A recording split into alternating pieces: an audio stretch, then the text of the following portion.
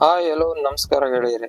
Welcome back to chill bro YouTube channel. ನಾನು ಇವತ್ತು ನಿಮಗೆ ಒಂದು ಒಂದು ಹೊಸದಾಗಿ ಓಪನ್ ಆಗಿರುವಂತ ಒಂದು ಪ್ರೇಕ್ಷಣೀಯ ಸ್ಥಳವನ್ನ ತೋರ್ಸಕೊಟ್ಟಿದ್ದೀನಿ. ಇಲ್ಲಿನ ವಿಶೇಷತೆ ಏನಪ್ಪಾ ಅಂದ್ರೆ, ಇವರು ನಮ್ಮ ಸ್ಯಾಂಡಲ್ವುಡ್ ಒಂದು ಮಹಾನಟಿ ಅಂತಾನೆ ಹೇಳ್ಬೋದು. ಮಹಾನಟಿ ಅನ್ನೋದಕ್ಕಿಂತ ಒಂದು ಧ್ರುವ ತಾರೆ ಅಂತಾನೆ ಹೇಳ್ಬೋದು ಅನ್ಸುತ್ತೆ. ಯಾರವರು ಅಂದ್ರೆ ಡಾಕ್ಟರ್ ಲೀಲಾವತಿ ಅಮ್ಮನವರು.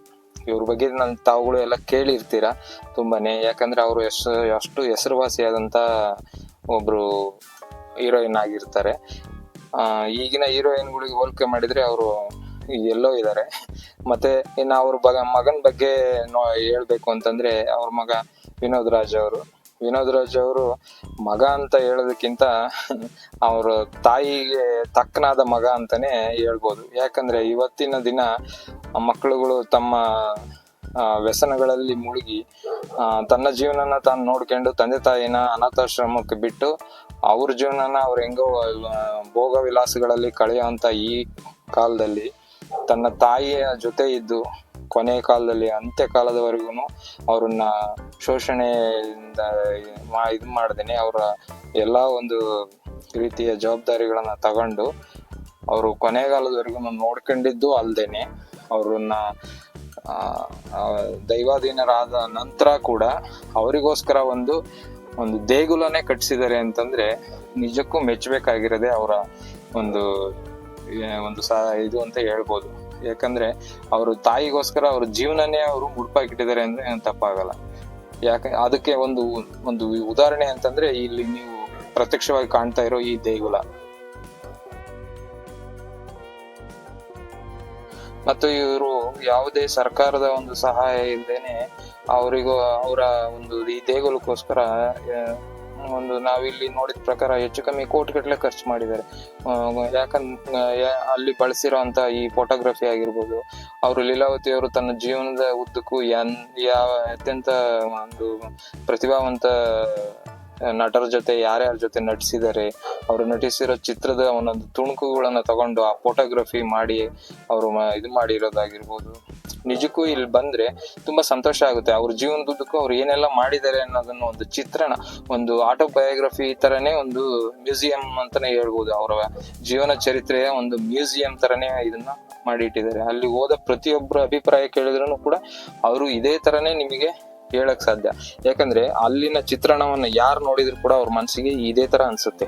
ಅಷ್ಟು ವಿಭಿನ್ನವಾದ ರೀತಿಯಲ್ಲಿ ಅವರು ಇದನ್ನ ಮಾಡಿದ್ದಾರೆ. ನಾನು ಈ ತರ ಒಂದು ಸ್ಟುಡಿಯೋ ತರ ಮಾಡಿರೋದನ್ನ ನಾನು ವಿಷ್ಣುವರ್ಧನ್ ಅವ್ರದ್ದು ಒಂದು ಸಮಾಧಿ ಸ್ಥಳವನ್ನ ನೋಡಿದ್ದೆ. ಅದು ಬಿಟ್ರೆ ಮೇ ಬಿ ಇದೇ ಅನ್ಸುತ್ತೆ.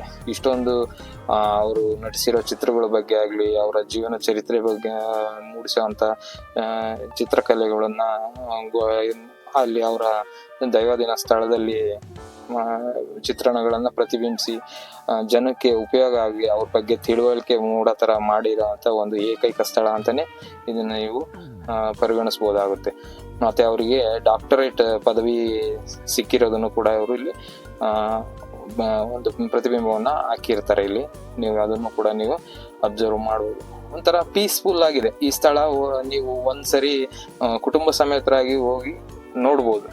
ತುಂಬಾ ಚೆನ್ನಾಗಿದೆ. ಒಂದು ಸಿಟಿ ಜಂಜಾಟದಿಂದ ಹೊರಗಡೆ ಹೋದ್ರೆ ಒಂದು ಎಲ್ಲಿ ಅಂದ್ರೆ ನೆಲಮಂಗಲದಿಂದ ಕುಣಿಗಲ್ ಹೋಗೋ ರೋಡಲ್ಲಿ ಒಂದು ಟೋಲ್ ಸಿಗುತ್ತೆ. ಫಸ್ಟ್ ಟೋಲ್ ಹತ್ರ ನೀವು ಒಂದು ಲೆಫ್ಟ್ ತಗೊಂಡ್ರೆ ಒಂದು 6.8 ಕಿಲೋಮೀಟರ್ ಒಳಗೆ ಹೋದ್ರೆ ಒಂದು ಹಳ್ಳಿ, ಒಂದು ಕುಗ್ರಾಮ. ಆ ಕುಗ್ರಾಮನ ಇವರು ಯಾವ ರೀತಿ ಡೆವಲಪ್ ಮಾಡಿದ್ದಾರೆ ಅಂತಂದ್ರೆ ನಿಜಕ್ಕೂ ಆಶ್ಚರ್ಯ ಆಗುತ್ತೆ. ಒಬ್ಬ ನಟಿ ಮನಸ್ಸು ಮಾಡ್ರೆ ಏನೆಲ್ಲ ಮಾಡ್ಬೋದು ಅನ್ನೋದಕ್ಕೆ ನಿಜವಾಗ್ಲೂ ಒಂದು ಕನ್ನಡಿ ಹಿಡಿದಿರೋ ತರ ಇದಿದೆ. ಅಲ್ಲಿಗೆ ಹೋದ್ಮೇಲೆ ನನಗೆ ಅನ್ಸಿದ್ದು, ಯಾಕಂದ್ರೆ ಅವ್ರದೇ ಆದ ಖರ್ಚಿಂದ ಒಂದು ಪ್ರಾಥಮಿಕ ಆರೋಗ್ಯ ಕೇಂದ್ರ ಕೂಡ ತೆರೆದಿದ್ದಾರೆ. ಜೊತೆಗೆ ಪಶುಗಳಿಗೆ ಒಂದು ಉಪಯೋಗ ಆಗ್ಲಿ ಅಂತ ಅಂದ್ಬಿಟ್ಟು ಒಂದು ಪಶುವೈದ್ಯ ಶಾಲೆ ಕೂಡ ಓಪನ್ ಮಾಡಿದ್ದಾರೆ. ಮತ್ತೆ ಅಲ್ಲಿನ ಒಂದು ಡಾಕ್ಟರ್ಗಳಿಗೆ ಆಗ್ಲಿ ಇದಕ್ಕಾಗ್ಲಿ ಅದು ಎಲ್ಲ ಖರ್ಚು ಕೂಡ ಇವರು ವಿನೋದ್ ರಾಜ್ ಅವರು ತಮ್ಮ ಮಗನಾಗಿರೋ ವಿನೋದ್ ರಾಜ್ಗೆ ಅದನ್ನ ಭರಿಸ್ಬೇಕು ಅನ್ನೋ ಒಂದು ಇದನ್ನು ಕೂಡ ಅವರು ಜವಾಬ್ದಾರಿ ಕೂಡ ಕೊಟ್ಟೋಗಿದ್ದಾರೆ ಅಂತ ಅಲ್ಲಿ ಜನ ಮಾತಾಡ್ತಾ ಇರೋದನ್ನ ನಾವು ಕೇಳಿಸ್ಕೊಂಡ್ವಿ. ನಿಜಕ್ಕೂ ಅವ್ರನ್ನ ನಾವು ಕಳ್ಕೊಂಡಿರೋ ನಾವು ಒಂದು ನತದೃಷ್ಟರು ಅಂತಾನೆ ಹೇಳ್ಬೋದು. ಯಾಕಂದ್ರೆ ಆತರ ವ್ಯಕ್ತಿಗಳನ್ನ ಕಾಣೋದೇ ಅಪರೂಪ. ಅಂತದ್ರಲ್ಲಿ ಇರೋ ವ್ಯಕ್ತಿಗಳನ್ನ ನಾವು ಕಳ್ಕೊಂಡಿದೀವಿ ಅಂದ್ರೆ ನಿಜಕ್ಕೂ ನಾವು ನತದೃಷ್ಟರು ಅಂತಾನೆ ಹೇಳ್ಬೋದಾಗುತ್ತೆ. ನೋಡಿ ಇವಾಗ ನೋಡ್ತಾ ಇದೀರಲ್ಲ, ಅವರು ಯಾರ್ಯಾರ ಜೊತೆ ನಟಿಸಿದ್ದಾರೆ ಅನ್ನೋದ್ರದ ಒಂದು ಪ್ರತಿಬಿಂಬಗಳನ್ನ ಅಲ್ಲಿ ಫೋಟೋ ರೂಪದಲ್ಲಿ ಅವ್ರು ಹಾಕಿದ್ದಾರೆ. ಅವೆಲ್ಲ ಬ್ಲಾಕ್ ಅಂಡ್ ವೈಟ್ ಇದ್ರಲ್ಲಿ ಇದ್ರುನು ನಿಜಕ್ಕೂ ಅವ್ರ ಜೊತೆನೆ ನಾವು ಜೀವಿಸ್ತಾ ಇದೀವಿ. ಆ ಫೋಟೋಗಳನ್ನ ನೋಡ್ತಾ ಇದ್ರೆ ಅವ್ರು ನಮ್ ಜೊತೆಗೆ ಇದಾರೆ ಅನ್ನೋ ಒಂದು ಕಲ್ಪನೆ ಬರೋ ತರ ಫೀಲ್ ಕೊಡುತ್ತೆ. ನಿಜಕ್ಕೂ ಅವ್ರನ್ನ ಕಳ್ಕೊಂಡಿರೋ ನತದೃಷ್ಟರು ಅಂತಾನೆ ಹೇಳ್ಬೋದು. ಇದು ನೀವ್ ಈಗ ಏನ್ ನೋಡ್ತಾ ಇದೀರಲ್ಲ, ಅದು ಅವರ ಸಮಾಧಿ ಸ್ಥಳ. ದೈವದಿನರಾದ್ಮೇಲೆ ಅವರು ತನ್ನ ಸಮಾಧಿ ಸ್ಥಳವನ್ನ ಅವ್ರ ಮಗ ವಿನೋದ್ ರಾಜ್ ಅವರು ಈ ತರ ಒಂದು ಕಲ್ಲು ಕಟ್ಟಡಗಳನ್ನ ನಿರ್ಮಿಸೋದ್ರ ಮೂಲಕ ಒಂದು ದೇಗುಲನೇ ನಿರ್ಮಿಸಿದ್ದಾರೆ. ತಾಯಿಗಾಗಿ ಒಂದು ದೇಗುಲನ್ನ ನಿರ್ಮಿಸಿರೋದು ಮೇ ಬಿ ಇಡೀ ಇದ್ರಲ್ಲಿ ಇದೇ ಫಸ್ಟ್ ಅನ್ಸುತ್ತೆ. ನಿರ್ಮಿಸ್ತಾರೆ ಯಾವ ತರ ಅಂದ್ರೆ ಒಂದು ಸಮಾಧಿ ಕಟ್ಸೋದನ್ನ ನೋಡಿರ್ತೀರ, ಆದ್ರೆ ಇದನ್ನ ದೇಗುಲ ಅಂತ ಕರೆದಿದ್ದಾರೆ. ತಾಯಿಯೇ ದೇವರು, ಇದನ್ನ ದೇಗುಲ ಅಂತ ಕರೆಯೋದು ನಿಜಕ್ಕೂ ತಾಯಿಗೋಸ್ಕರ ತನ್ನ ಜೀವನವನ್ನೇ ಅರ್ಪಿಸಿರೋ ವಿನೋದ್ ರಾಜ್ ಅವ್ರಿಗೆ ಒಂದು ದೊಡ್ಡ ಹ್ಯಾಂಡ್ಸ್ ಆಫ್ ಹೇಳ್ತೀನಿ ಇದ್ರ ಮೂಲಕ. ನೋಡ್ತಾ ಇದೀರಲ್ಲ, ಇದೇ ಅವರ ಒಂದು ಸಮಾಧಿ ಸ್ಥಳ. ತುಂಬಾ ಚೆನ್ನಾಗಿದೆ, ತುಂಬಾ ಪೀಸ್ಫುಲ್ ಆಗಿದೆ. ಅಲ್ಲಿ ಇವಾಗ ತುಂಬಾ ಜನ ಕೂಡ ಬರೋಕೆ ಸ್ಟಾರ್ಟ್ ಆಗಿದ್ದಾರೆ. ನಿಜ ಎಲ್ಲರೂ ಹೋಗಿ ನೋಡೋ ಅಂತ ಸ್ಥಳ ಇದು. ನೋಡ್ತಾ ಇದೀರಲ್ಲ, ಅದು ಸಮಾಧಿ ಸ್ಥಳ ಇದೆ. ತುಂಬಾ ಸುಂದರವಾಗಿ ಅದನ್ನ ಅಲಂಕಾರ ಕೂಡ ಮಾಡಿದ್ದಾರೆ. ಅವ್ರ ಮನೆ ಕೂಡ ಇದ್ರ ಹತ್ರದಲ್ಲೇ ಇದೆ. ನೀವೀಗೇನು ನೋಡ್ತಾ ಇದೀರಲ್ಲ, ಇದನ್ನ 3 ಒಂದು ಎಂತಾರೆ ಇದ್ರ ಮೂಲಕ ನಿರ್ಮಿಸಿದ್ದಾರೆ. ಒಂದು ಹೊರಾಂಗಣದಲ್ಲಿ ನೀವ್ ಏನ್ ನೋಡ್ತಾ ಇದೀರಲ್ಲ, ಈ ತರ ಒಂದು ಪಾರ್ಕ್ ನ ನೋಡ್ತೀರಾ. ಮತ್ತೆ ನೆಕ್ಸ್ಟ್ ಇದ್ರಲ್ಲಿ ಒಂದು ಲೇಔಟ್ ಅಂತಾರಲ್ಲ, ಇದ್ರಲ್ಲಿ ಬಂದ್ರೆ ಅವರು ಯಾರ್ಯಾರ ಜೊತೆ ನಟಿಸಿದ್ದಾರೆ ಅನ್ನೋದ್ರ ಬಗ್ಗೆ ಅವರು ಫೋಟೋಗಳನ್ನ ಹಾಕಿದ್ದಾರೆ. ಮತ್ತೆ ಇನ್ನು ಒಳಗಡೆ ಹೋದ್ರೆ, ಸಮಾಧಿ ಹತ್ರ ಹೋದ್ರೆ ಅಲ್ಲಿ ಬಂದು ಅವರು ಪಡ್ಕೊಂಡಿರೋ ಪದವಿಗಳಾಗಿರ್ಬೋದು, ಇದು ಪ್ರಶಸ್ತಿಗಳನ್ನ ಅಲ್ಲಿ ಹಾಕಿದ್ದಾರೆ. ಮತ್ತು ಇವಾಗ ಏನ್ ನೋಡ್ತಾ ಇದೀರಲ್ಲ, ಇದು ಅದ್ರ ಆಪೋಸಿಟ್ ಅವ್ರದ್ದು ಮನೆ, ಅವರು ಇದ್ದು ವಾಸವಾದ ಸ್ಥಳಕ್ಕೆ ಅಲ್ಲಿ ಸೆಕ್ಯೂರಿಟಿ ಆಕ್ಚುಲಿ ಬಿಡೋದಿಲ್ಲ. ನಾವು ಅವತ್ತು ವಿನೋದ್ ರಾಜ್ ಅವ್ರ ಮನೇಲಿ ಇರೋದನ್ನ ಕನ್ಫರ್ಮ್ ಮಾಡ್ಕೊಂಡು ಸೆಕ್ಯೂರಿಟಿ ಹತ್ರ ರಿಕ್ವೆಸ್ಟ್ ಮಾಡ್ಕೊಂಡು ತುಂಬಾ ಜನ ಅಲ್ಲಿ ಹೋದ್ವಿ. ಅರೌಂಡ್ ನಾವು ಹೋಗುವಾಗ ಒಂದು 30-40 ಜನ ಇದ್ವಿ ಅನ್ಸುತ್ತೆ. ಅಲ್ಲಿಂದ ಹೆಚ್ಚು ಕಮ್ಮಿ ಒಂದು ಅರ್ಧ ಕಿಲೋಮೀಟರ್, 1 ಕಿಲೋಮೀಟರ್ ಆಗುತ್ತೆ, ಅರ್ಧ ಮುಕ್ಕಾಲು ಕಿಲೋಮೀಟರ್ ಆಗುತ್ತೆ. ಆ ಜಾಗ ಕೂಡ ತುಂಬಾ ಚೆನ್ನಾಗಿದೆ.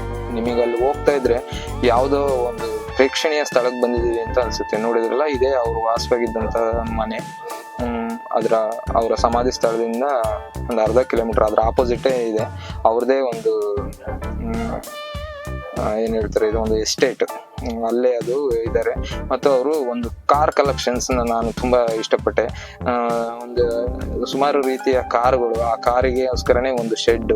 ಮತ್ತೆ ಮೂಕ ಪ್ರಾಣಿಗಳು ಅಂದ್ರೆ ನಾಯಿಗಳನ್ನ ಎಷ್ಟು ರೀತಿ ನಾಯಿಗಳಿದೆ ಅಂತಂದ್ರೆ ನಿಜಕ್ಕೂ ಆ ಮನೆ ಹತ್ರ ಹೋಗಕ್ಕೆ ಭಯ ಆಯ್ತು. ಬಟ್ ಅದನ್ನೆಲ್ಲ ಅವರು ಸೇಫ್ಟಿಯಿಂದ ಒಳಗಡೆ ಇದು ಮಾಡಿದ್ದಾರೆ. ಏನಕ್ಕೆ ಅಂದ್ರೆ ಜನಗಳು ಬರ್ತಾ ಇರ್ತಾರೆ ನಮ್ಮನ್ನ ಮೀಟ್ ಮಾಡ್ಲಿಕ್ಕೆ, ಅವ್ರಿಗೆ ಯಾರಿಗೂ ತೊಂದರೆ ಆಗ್ಬಾರ್ದು ಅನ್ನೋ ಉದ್ದೇಶದಿಂದ ಅವನ್ನ ಒಂದು ಮನೆಯಲ್ಲಿ ಇಟ್ಟು ಅವನ್ನ ಸಾಕ್ತಾ ಇದ್ದಾರೆ. ನಿಜಕ್ಕೂ ನನಗೆ ತುಂಬಾ ಖುಷಿ ತಂದ ಒಂದು ಇಷ್ಟು ದಿನದಲ್ಲಿ ವಿಸಿಟ್ ಮಾಡಿರೋ ಒಂದು ಸ್ಥಳದಲ್ಲಿ ನಿಜವಾಗ್ಲೂ ಇದು ಒಂದು ಪ್ರಥಮ ಸ್ಥಾನನೇ ಪಡ್ಕೊಳ್ಳುತ್ತೆ ಅಂತಂದ್ರೆ ಏನು ತಪ್ಪಾಗಲ್ಲ. Thank you so much. ಈ ರೀತಿ ವಿಡಿಯೋಗಳನ್ನ ಅಪ್ಲೋಡ್ ಮಾಡಲಿಕ್ಕೆ ದಯವಿಟ್ಟು ನಮ್ಮ ಚಾನಲ್ನ ಸಬ್ಸ್ಕ್ರೈಬ್ ಮಾಡಿ, ಮತ್ತೆ ತುಂಬ ಜನಕ್ಕೆ ಈ ವಿಷಯನ ಶೇರ್ ಮಾಡಿ. ಯಾರೆಲ್ಲ ಅಲ್ಲಿಗೆ ಹೋಗಿಲ್ಲ ದಯವಿಟ್ಟು ಒಂದ್ಸರಿ ಅಲ್ಲಿಗೆ ಹೋಗೋಕೆ ಪ್ರಯತ್ನ ಪಡಿ. Thank you so much.